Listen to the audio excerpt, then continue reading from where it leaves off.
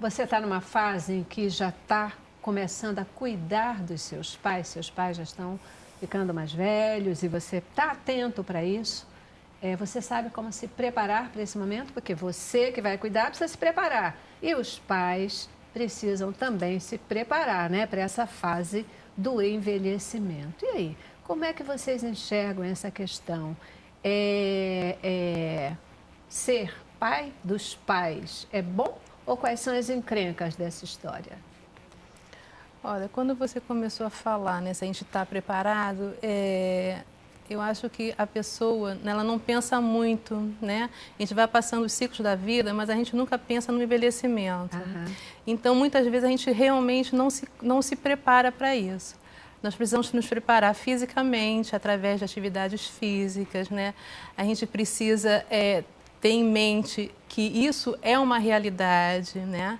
A gente precisa se preparar emocionalmente, né? Vem o problema da aposentadoria, você também tem que estar preparado para esse momento, que é o momento quando você sai da parte ativa e vai se tornar assim... Não, e agora? O que eu vou fazer? Porque muitas vezes a pessoa, ela sai perfeitamente saudável, né? Ela começa a perceber alguns problemas de locomoção, alguns problemas assim, né? Mas a mente dela está completamente ativa. Então, é difícil esse processo. Eu estou bem, mas já não estou no mercado do trabalho, já estou sendo deixado de lado. Com relação ao que você falou, o problema dos pais e dos filhos, os filhos também não estão preparados para isso, né? E aí, de repente, a gente vê que a gente começa a ter um excesso de cuidado com aquele idoso, né? Com aquele pai, com aquela mãe, porque esse cuidado tem que ser sempre, né? Com o filho pequeno, com nós mesmos no dia a dia, né? De atenção à rua, né? De você tomar cuidado dentro de casa, mas parece que com o idoso a gente começa a ter uma preocupação maior, achando que ele não é mais capaz daquele cuidado, quando ele, na verdade, ele se sente capaz de tudo. E isso a gente falando uma pessoa idosa saudável, não aquela que tem um problema que necessita de cuidadores. Né? Uma pessoa idosa que ela ainda está plena de todas as possibilidades, com as suas dificuldades de locomoção, com as suas dificuldades de surdez, seja lá qual for, mas ela está plenamente ativa. Então, é difícil realmente, ela não vai querer ser tolhida, sabe? Você, eu sei que meu pai não está dirigindo, tem que tomar... Mas se você tirar isso, é quando ele tem o controle da vida dele, é quando ele está naquela direção. Você tirar ele de imediato é um problema muito sério. A gente tem que ter muito cuidado como é que a gente vai lidar com esse processo. Quer dizer, tanto nós, filhos, quanto os próprios pais, porque eles não... Até então, eu posso fazer tudo, eu posso cuidar da minha casa. Quer dizer, a nossa interferência, ela tem que ser muito sutil. Para não gerar um sentimento de inutilidade, de afastamento. Ele precisa etc, disso, né? ele precisa se sentir útil, ser pleno de suas atividades. Então, tem que ser tudo com muito cuidado e com muito amor. Uma das coisas assim que eu sugiro aos meus pacientes, porque o que acontece?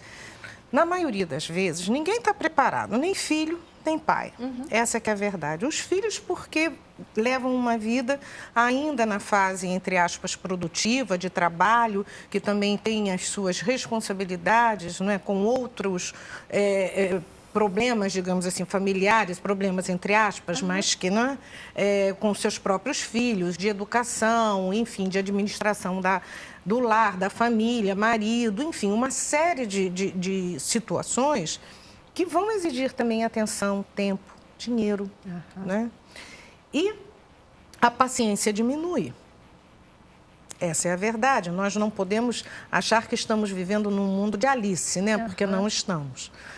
E o que a gente vê? Muitas das vezes o filho, ele não tem paciência de lidar com aquele idoso e aquele idoso não desenvolveu a sabedoria necessária para compreender que existe, sim, uma necessidade maior de uma atenção com relação às modificações que ele está sofrendo.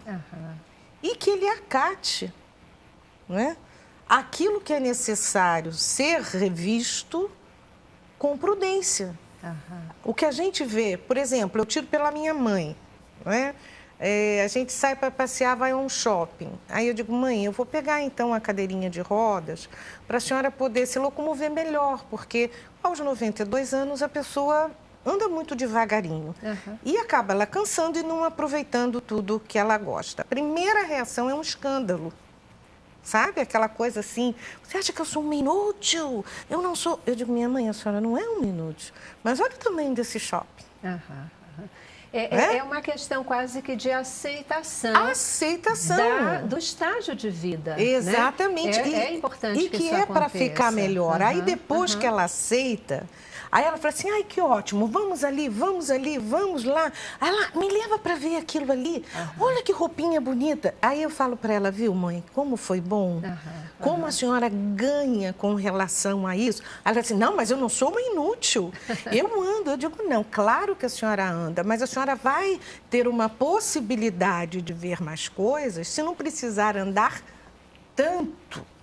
Você entende? Então, existe um jogo, digamos assim, que a gente precisa aprender de jogar, digamos assim, né? De lidar. Existe um traquejo que a gente precisa desenvolver para que aquele idoso aceite sem humilhação aquela necessidade que ele não reconhece como dele. Qual é o momento, que dicas a gente pode colocar aqui para os filhos, né? No sentido de perceber que seus pais estão envelhecendo e que há essa necessidade de uma atenção diferenciada, desse tratamento, desse cuidado. Se eu estivesse fazendo um programa aqui, se a gente estivesse discutindo sobre relacionamento dos pais com os filhos, a pergunta seria, em que momento o pai, ou quais são as dicas para os pais para perceber que seu filho já cresceu, que agora ele é um jovem, que não é mais uma criança, né? Mas agora a gente está falando para os filhos. Quais são as dicas para dizer, olha, seus pais estão envelhecendo? Quais são os pontos de atenção? Quais são os cuidados que você deve ter? Como tratá-los? Olha, eu acho que é toda uma... Eu estou assim, minha vivência, né? A gente tem que ter muita sensibilidade e percepção do que está acontecendo à nossa volta, né? Por exemplo, ele já começa a ter perdas de memória. No relato dele, a gente já começa a perceber que ele esquece algumas coisas, né? Assim, a dificuldade no andar, a dificuldade na locomoção. Mas o que eu percebo mais, assim, em termos de memória, né? É o que eu tenho, assim, como o ponto máximo. Algumas questões já começam a ficar embaraçadas, né? E aí a gente começa a perceber que já começou alguma coisa ali naquele momento. Então a gente tem que começar a perceber o todo. É só alguma coisa ou é em vários momentos, em várias situações que aquilo está presente? E a partir daí a gente começa a colocar a necessidade de vocês terem mais um cuidado com ele. Com relação a... É interessante quando a gente começa a observar e a verbalizar isso, eles começam a ter consciência de que aquele fato realmente... Alguns, não são todos, é assim, são pessoas que começam, que têm assim, uma maior sensibilidade e já percebem o envelhecimento. Porque a realidade é que a gente acha que isso não vai acontecer. O foco é para a pessoa jovem. E não existe um foco... Estou falando no Brasil porque é onde a gente vive. Claro. Não está preparado para o envelhecimento. Nenhum de nós. A gente só consegue perceber isso, é verdade, quando a gente vivencia aquilo dentro de algum lugar. Na nossa casa, no nosso vizinho. Que a gente começa a ter consciência de que isso é real. Isso vai acontecer mais cedo ou mais tarde. E aí a gente começa a estar mais atento ao que está ao nosso redor. E a gente se torna mais sensível e começa a observar esse idoso. O que ele necessita, como é que a gente vai fazer para ajudar. A família é o centro, é o foco importante, porque é lá que ele convive, é lá que ele faz o seu relacionamento. Quer dizer, a família que vai ter que perceber isso e começar a agir de alguma forma para melhorar ou amenizar esse processo. Vão aceitar? Alguns aceitam, outros não. Mas a gente vai ter que ter paciência. É todo um processo. A pessoa que cuida do idoso, realmente, ela tem que ser trabalhada, porque ela vai ter que ter todo um olhar, muita paciência com aquele idoso. É um processo realmente difícil para ambos os lados. Eu quero fazer uma brincadeira aqui, né? Porque você está falando dessa questão da memória. E uma dica para você que está em casa. quando o papai ou a mamãe começar assim, né? Tem 5 filhos, aí começa Maria, João, Alexandre, Ruth, para poder chegar em você, ó, presta atenção, né? Mas é verdade, então, fatos corriqueiros. A gente brinca muito, porque aí começa, fulano, ciclano, beltrano, você quer até chegar naquele que ele quer falar, né? Mas impressionante, mas verdade. isso é um dado de realidade que acontece e você já está fazendo isso? Eu faço de vez em quando, viu? De vez em quando, começa fulano, ciclano, beltrano e é um dado de realidade mesmo. E a gente precisa cuidar. Por quê? Porque não se tem ênfase, porque o Brasil... De novo, estou falando do Brasil porque é por isso que a gente está fazendo esse programa. A gente quer chamar atenção para esse fato. Relacionamento pais e filhos, cuidados que esses filhos precisam ter. E eu não quero nem trazer isso para o lado da obrigação, porque meu pai cuidou de mim, porque minha mãe cuidou de mim, agora eu tenho que... Não, é por amor mesmo. Eu acho que a palavra-chave é essa. É por amor, é exatamente essa reciprocidade, né? Alguém que cuidou da gente, isso agora é a nossa vez de cuidar. Isso. É tão gostoso. Celeste, eu posso colocar uma coisa, assim, como médica e como filha, né? E como mãe. Né? Eu acho que um sentimento, e diz a palavra que é o sentimento que mais agrada a Deus, a gratidão, né? Nós, além de amor, nós temos que olhar nossos pais com gratidão, né? Porque eles foram um instrumento do nosso nascimento, do nosso crescimento, do nosso aprendizado, né? Então, afetivamente, eu sinto que a gente precisa, muitas das vezes, quando o nosso idoso faz alguma coisa que aquilo vem de encontro, né?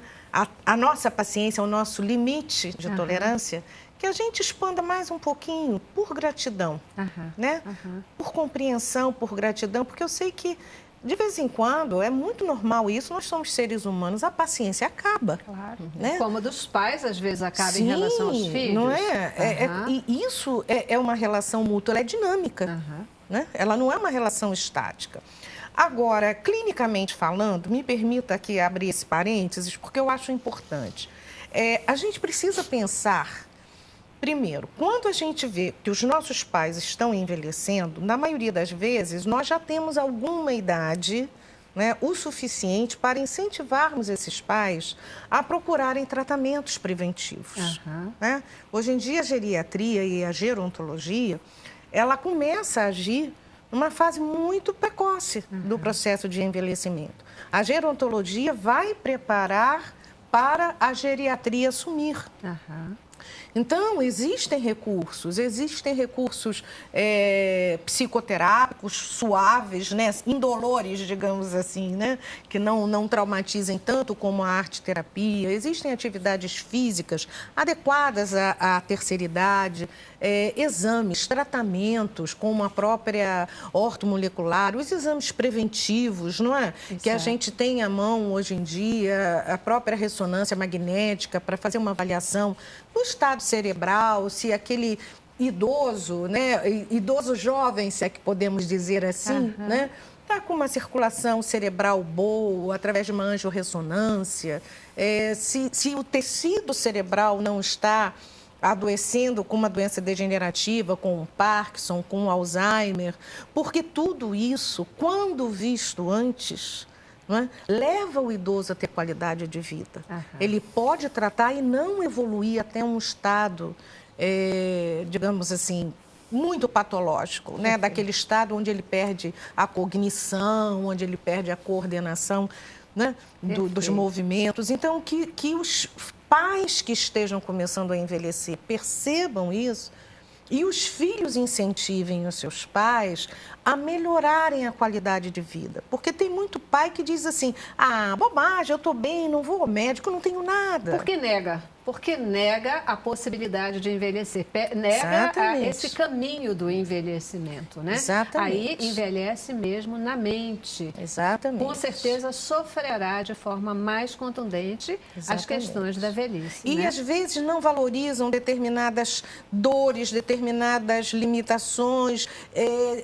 isso já é o início de um processo de uma artrose, de uma artrite que aparece naturalmente, mas que hoje em dia pode ser retardada, pode ser suavizada. Se você encarar de frente, se você cuidar, com certeza você vai sofrer um pouco menos. Um pouco menos, né? A gente já precisa dar a nossa paradinha, né? Estamos estourando aqui o tempo aberto, mas eu quero voltar com uma pergunta para vocês. Quando a gente considerar, quando os filhos podem considerar que o asilo é a melhor opção? E quais são os cuidados nesse processo de escolha ou de indicação de uma situação de... Asilo é um nome antigo, é um nome que a gente não usa mais, mas estou usando de propósito. Intervalo, volto já.